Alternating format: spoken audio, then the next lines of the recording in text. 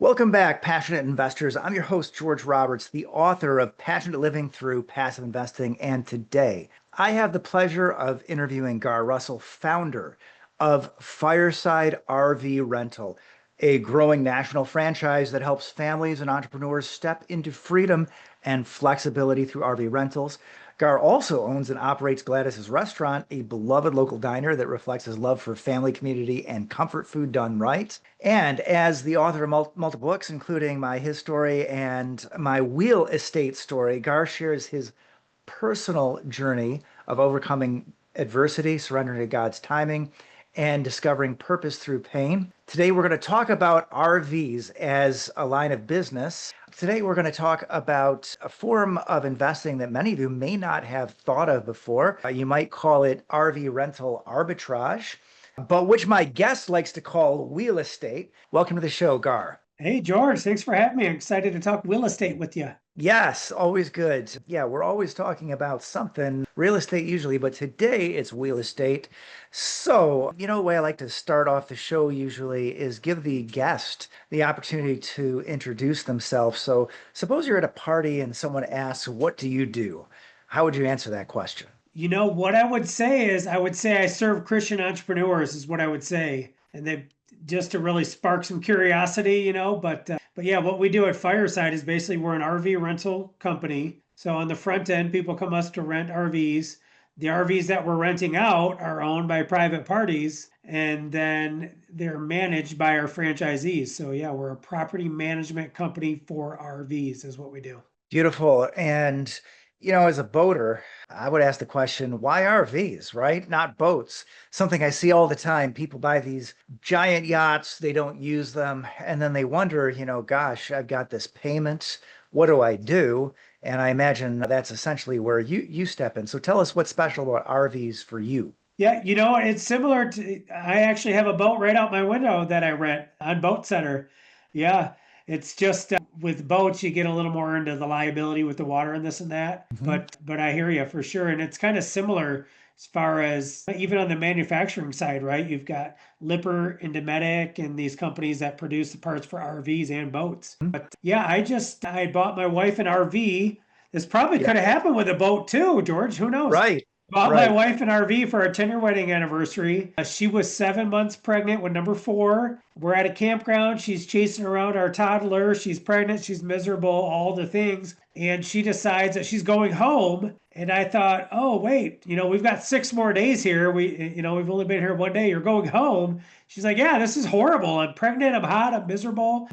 This is not cool. There I sat around the campfire feeling sorry for myself. And I decided with my real estate background and entrepreneurial Right. experience, I'm like, well, I'm going to put this thing on Craigslist. So sure enough, I threw it up on Craigslist and literally within like 2 hours, I've got messages coming in. Hey, we're going camping next weekend with some friends, but we don't have a camper. We want to rent yours. And Right. it was the Well, thing. give us a timeline. This is just before the pandemic, correct? Yeah, this started July of 2016. Yes, exactly. Okay, right. Because I mean, you certainly can't get an RV these days because of the pandemic. Okay, I mean, at least it's hard. I mean, maybe you can get one through Fireside Rentals. But yeah, I had a similar story. It could have been my life because I got really excited about sailing, didn't believe that the family would like it, but pleasantly surprised to the upside because my family does love sailing. But who knows? Yeah, there are a lot of people out there. Really, there's two people you can serve. Obviously, people in your position who say, I've got this RV, I really don't want it anymore or can't afford it. And then the other one is, people who are the entrepreneurs. They want to buy your business model. So let's talk about what you had to do to go from, hey, I've got this RV on Craigslist to I've got this business plan in a box and that you can become my franchisee. Yeah, so with my entrepreneurial experience, it was a pretty easy transition as far as putting together, some of the simple things, the contracts and the paperwork and figuring out how to market and stuff like that. And then it was really okay. I had a decision to make is am I going to go buy a bunch of RVs? Like how am I going to scale this? And thankfully we went down the path of first asking some friends and family. I asked my best friend Jeremy, I'm like, Jeremy, your camper, I'm renting mine. Do you want me to rent yours out? Made $1,000 for mine last week, and Yeah. he was unit number two in the fleet. And then I went to my buddy Darren, Yeah. and he's unit number 3. And then I went to my sister-in-law Tiffany, and she said, "That is gross. Somebody's not going to sleep in the bed of my camper. Like, what kind of weird idea is that?" Right. Not for Like, everybody. yeah, like no way. And I'm like, okay, well, there's basically two answers. Yes, that's amazing, or no, that's gross. So we continue down that road. I love it. And there's also some issues though, I think, with insurance. And I think most of the people here watching are on the entrepreneurial side, but for people that are looking to rent it out though, it takes like heavy duty insurance. Is this like a commercial insurance? Because you have all those different people driving your vehicle. Yeah, so it's the same way as like Airbnb and Turo and Boat Setter. Mhm. They have the commercial insurance in place that the renter pays for per day. So like Yeah. with my boat on Boat Setter, I think it's through Geico Marine. The renter pays, 30, 40, $50 a day. Same deal with renting an RV. Okay, so to understand the business model, then you're only requiring the people who are supplying the RVs, they only have the ordinary insurance, and then like Turo, people are paying on top for the commercial insurance. People can pay on top, or there are a couple insurance carriers out there who offer a full package that protects the owner of the RV and the commercial usage, so that you can Yeah. cancel the one policy and use the other. But yeah, that you got your renter vetting and driver verification, security deposits, all that stuff. All right, good, good. Yeah, it's always useful to know that because, when I think about a business like this, if I want to get into it, there's always the idea of whether to build or to buy. And I want to know about those nuances, right? If I'm going to go out and try and do this myself, how much do I need to know? Or I can just possibly become a franchisee. So let's go back to that pandemic because I think that was a really interesting time frame. So I alluded to it. That's when RVs just really took off. I mean, you couldn't do much. Entire states were shut down. Entire country was shut down for a long time, but it led to a couple of really big contracts. Can you help us understand how did that work out for you? Yeah, so right when everything shut down, actually, I was on Facebook and I saw an article from Jeff Cavins, who's the CEO of Outdoorsy. He shared and it said, top things CEOs wish they would have done during the 2008 ordeal. And the number one thing that they said is they wish they would have laid off their staff sooner. Like they kept Yeah. thinking, well, this will pass, this will pass, this will pass. Wow. Well, so I went ahead and I laid off all my team. By that point, I had like maybe 12 locations or so, I forget. So I laid off my corporate staff and I decided, well, I'm just going to support my franchisees myself and see how these next couple months shake out. And so, Right. Makes two, sense. 3 weeks later, it's just kind of nothing's happening.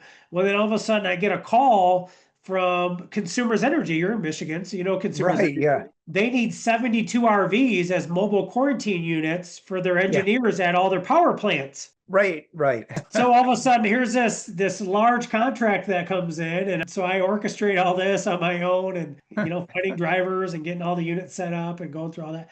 And then after that, the next thing is all of a sudden we're getting inquiries of, hey, mom and dad are down in Florida. We want to get them Yeah. back to New York, because this Right. happened right in the spring, and now they're like, we want to get mom and dad back into to home, but we can't fly, and Yeah. we don't want them doing this or that, and so we want to rent an RV as like a mobile quarantine unit. So then that happened, and then the NFL Yeah. reached out, and so it was one thing to the next, and then all of a sudden we're back open again, and there we are. So yeah, it was very interesting times. Yeah, well, I'm glad that RVs are an essential service. But anyway, just one more pandemic related issue. I don't usually do jokes on this show, but might lose a couple of customers. But I have to ask you, do you know what part of the engine keeps it from reaching its highest potential? What part of the engine keeps it from reaching its highest potential? The governor? Or? Yes. Well, anyway, Hey, so that's my I'm one not so. that's my one pure Michigan joke for today.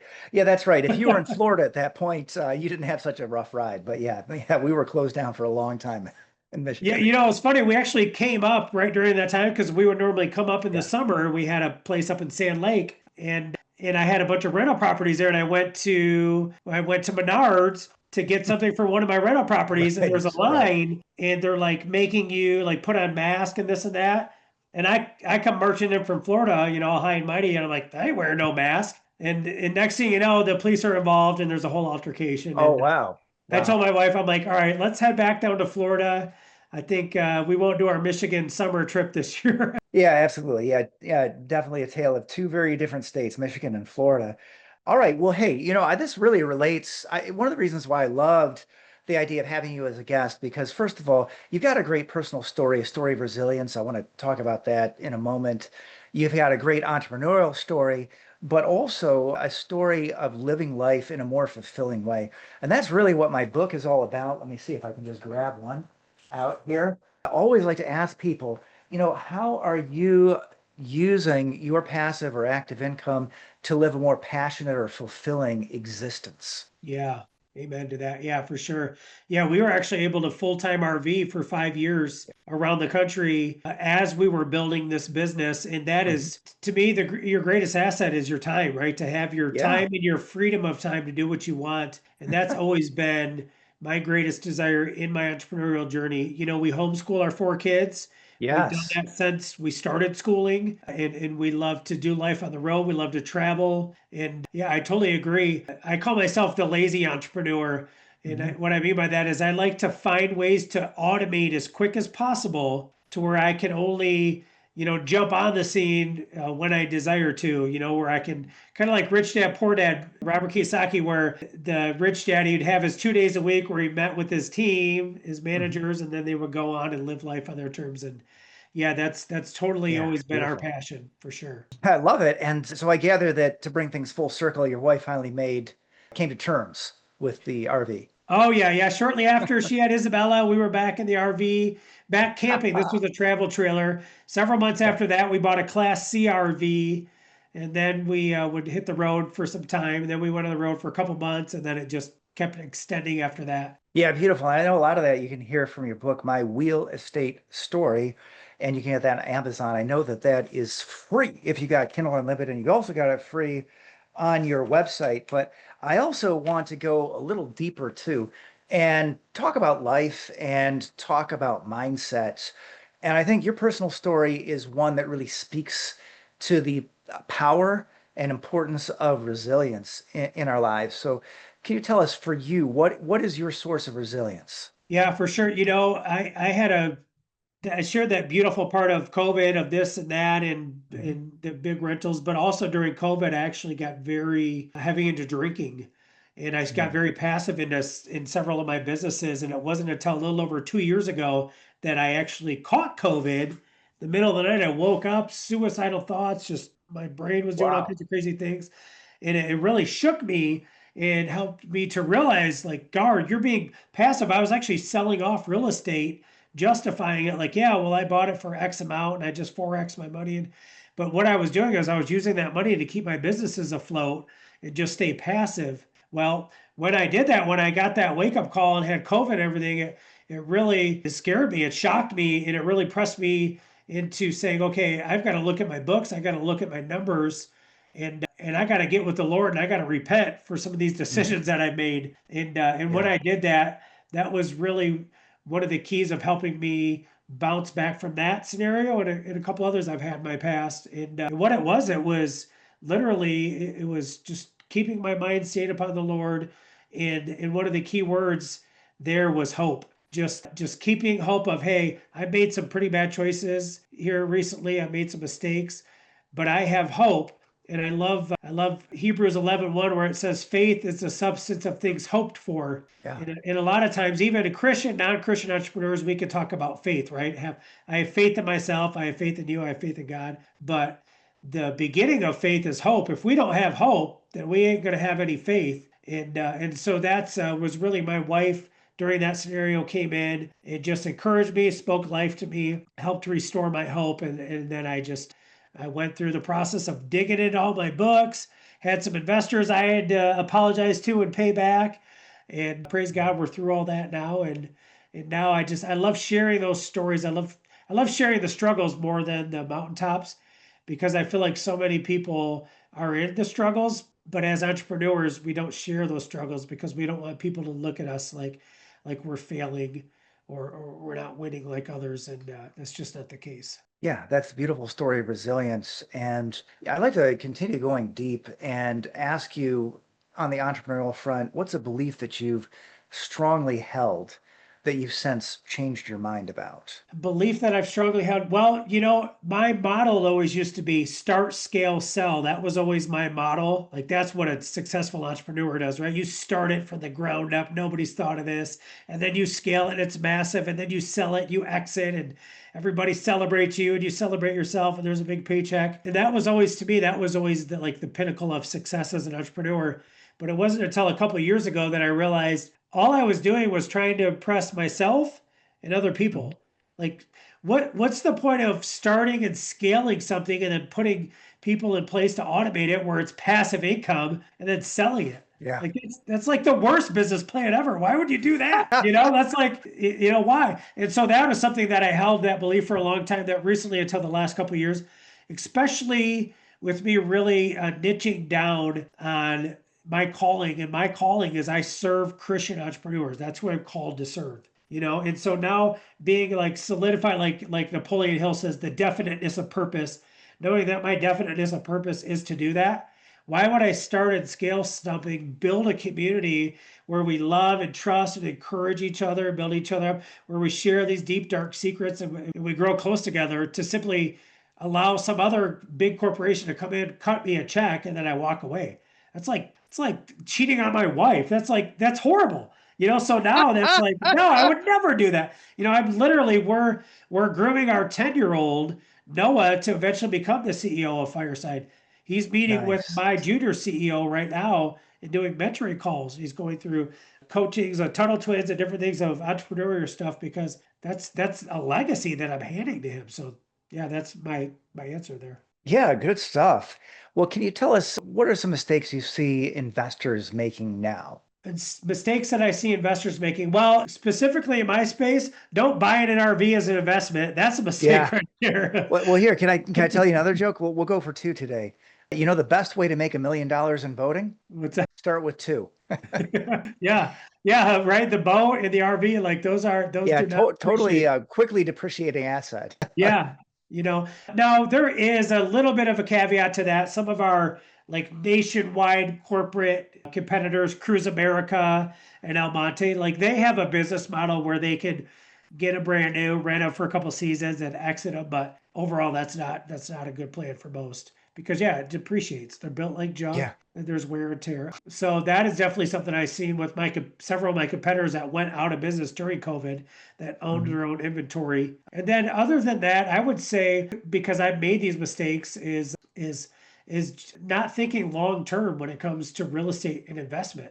Like me selling those properties that I got for a great deal a couple years later because I got 4 or 5 times the money. I Right. justified it in my mind by that, but that was my retirement plan. What was there was no point in that. So, playing the long game, which a lot of people don't think that way. I'm 47. I feel like I've just started to think generationally the last 2 years. Yeah. All right. So some more deep ones here. Would you like to share your earliest memory of pain or struggle? Yeah, my earliest memory, well, it used to be fifth grade that I write about my real estate story when I went to my dad with a business plan. And I said, Dad, I need $500. That's why it's called my real Yeah. estate, because it was a lawn care business. So, right, you got lawnmowers are on wheels. And so Mhm. I told my dad I need $500 to buy some lawnmowers. And I'm going to have some neighborhood kids push these lawnmowers around for me. And my dad laughed at me and he called me lazy. Well, that stuck with me for years and years and Wow. years. It honestly wasn't until last January where I actually got a revelation on that. What my dad was actually saying is, son, you haven't even pushed a lawnmower yet. Why don't you go take our lawnmower, Yeah. cut some people's grass, learn a little bit about lawn care, and then come back for an investment? But that is Right. something that had stuck with me for years and years and years. Right. And how about just one more? What's something you're still working on in yourself? Something that I'm still working on myself is keeping my appointments. I hate appointments because I hate Mhm. being told what to do and when to do it. Like I'm just like the entrepreneur extreme. I'm like, oh, 4 meetings today. Oh, yeah, right. Watch this.